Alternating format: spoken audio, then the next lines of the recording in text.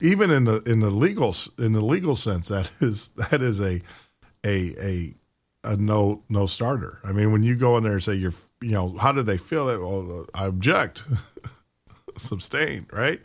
That's what happens because feelings are subjective. Your feelings and my feelings and everybody else's, they're all different. But that's how some view the United States. Well, what was their intent? What was their feelings when they did that? And it's just, I don't know. It just drives me up the freaking wall when you hear about these liberals diluting so that they can get the vote, so that they can then interpret the United States Constitution and do it the way that they want to do it. Like, it's pretty cut and dry. Second Amendment's pretty cut and dry. First Amendment, it's amazing they never have an issue with First Amendment and its interpretation. Right. So, the goal is from the liberal left is to dilute, to bring in these individuals and everything. But like I said, Trump, you see President Trump, he's kind of backed off of that. He's backed off of that fight, that argument. Now, like I said, he is pretty occupied with other things right now, i.e. North Korea and Syria. But I'm starting to see his approach become more of a centralist because he does. I mean, at the heart of the man, he wants to be loved. He really does. I mean, this guy, I would have to say paper dragon, right? There you go. Paper tiger. That's it. Paper tiger. President Trump is a paper tiger. He comes out and he comes out strong and but yet he takes an approach that's very centralist in its blush at first glance. He's starting to, and I'm starting to see that. So, all of those that are out there who think that he is on the far right or whatever, no, I think you're going to see him come back to a central point of view, to a very centralist point of view. And we're starting to see that. He's backing off of a lot of things. He's talking now about negotiating with the Democrats. Now, one of the things that he's going to do, which is actually awesome, I am all for this. And if you guys haven't heard about it, I will tell you this, is that I think, this is what a president should do. He should apply pressure to get people at the table, to negotiate.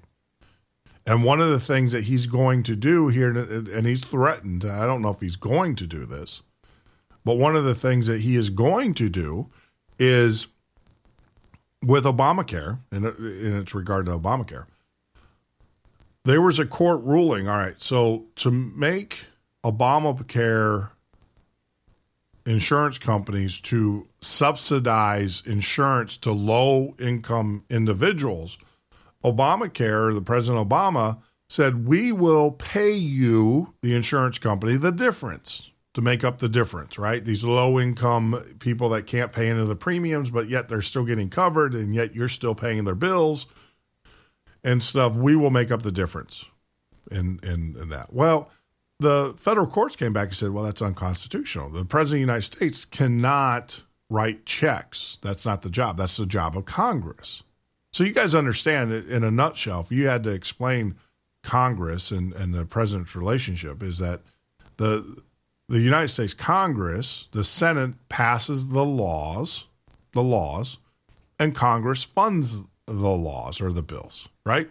So, and that's part of the check and balance system. So if the Senate went out and passed the bill and the House didn't want to pay for it and stuff, then i.e. they can pseudo squash the law or whatever. But that's, in a nutshell, that's how it works when it comes to financial matters. The Senate will pass the law, and then Congress comes up with the funding, the appropriations, or the House of Representatives, I should say, comes up with the funding and the appropriations to pay for it. Well, part of Obamacare is that the president then came out and said, well, we're going to make up the difference. Well, the president of the United States doesn't have the right to do that under the United States Constitution. And the federal law sided with the litigators of that who brought who brought legal action against the president, President Obama.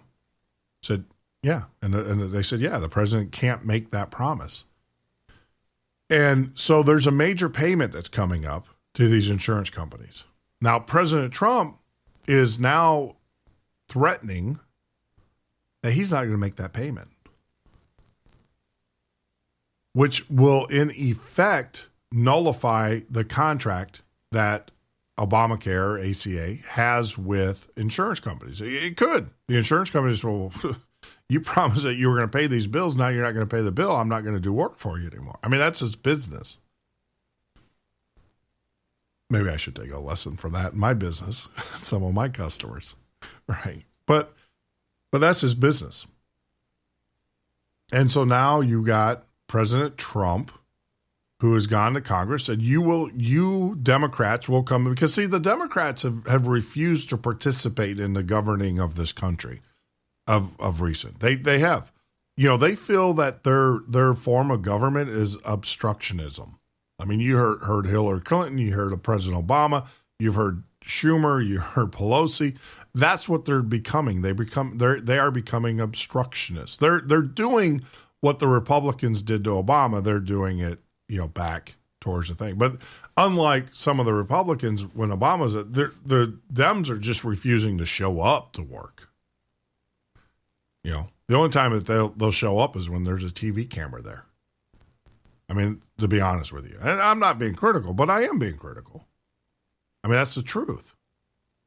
They have become the party of obstructionism. So what President Trump is going to do, or possibly do, one of the many things that he can do, is he is going to bring them to the table, i.e. the Democrats, to the table, because he's going to say, look, if you guys don't come here and start negotiating and start helping us, figure out Obamacare, then what we're going to do is we're going to not pay the bill.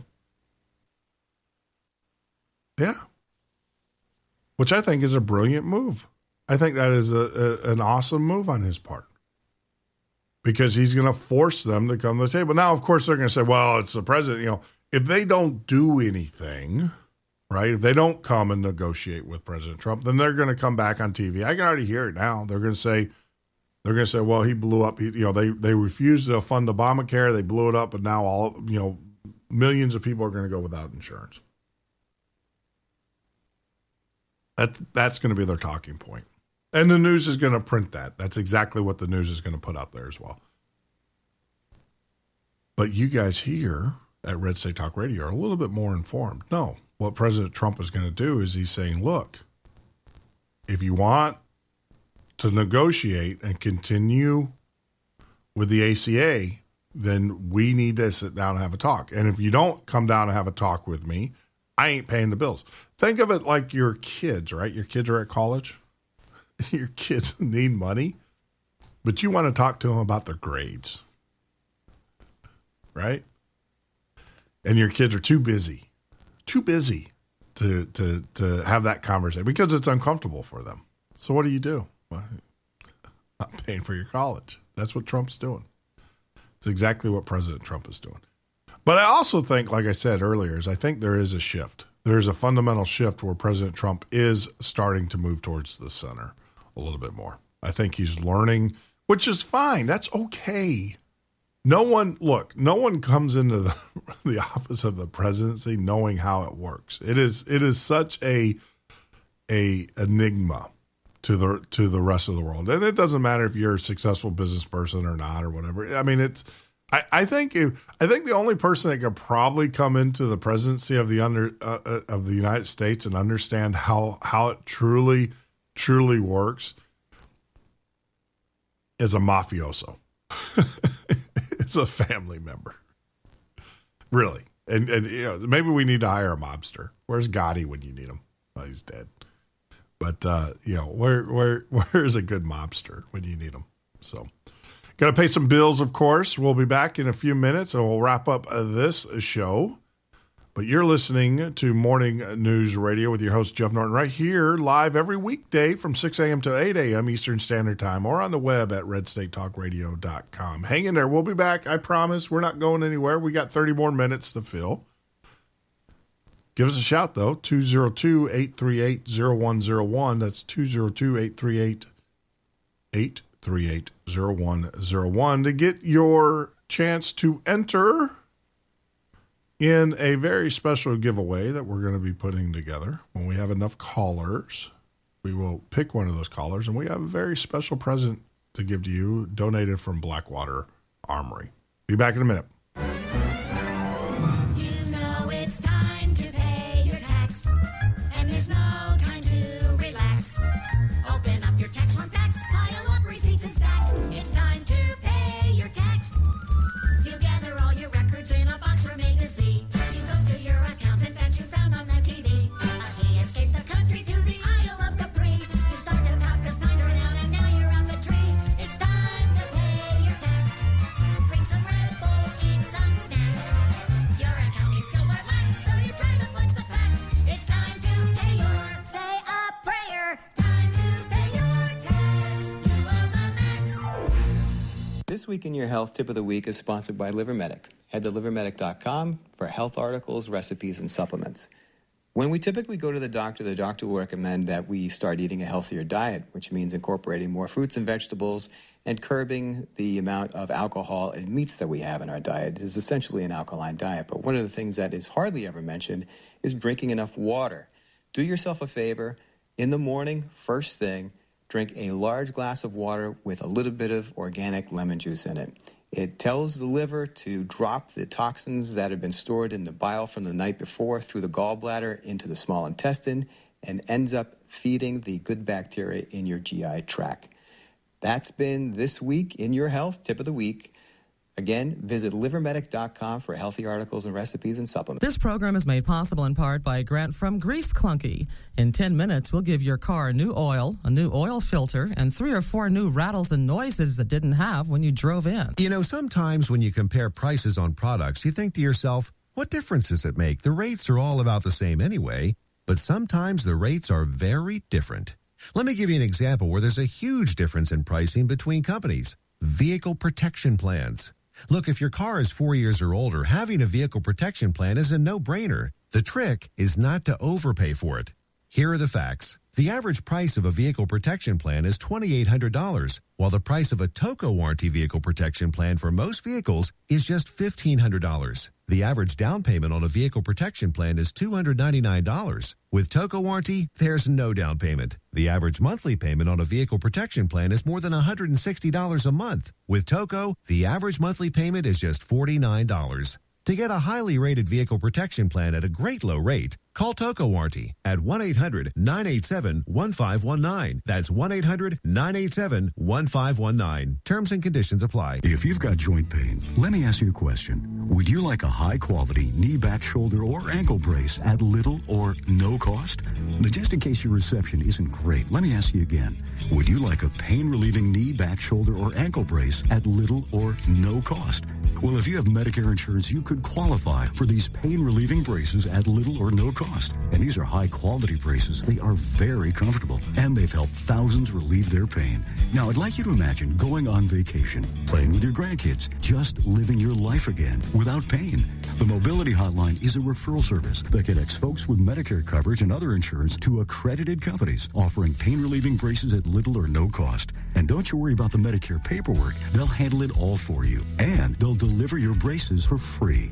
Call the Mobility Hotline now. The call's free.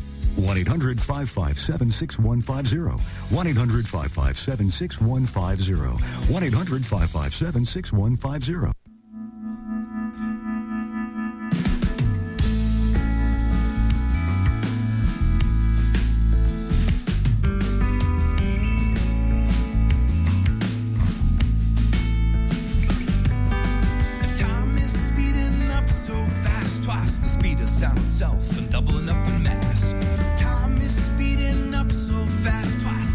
Sound itself and doubling up in mass. Time crept up on me.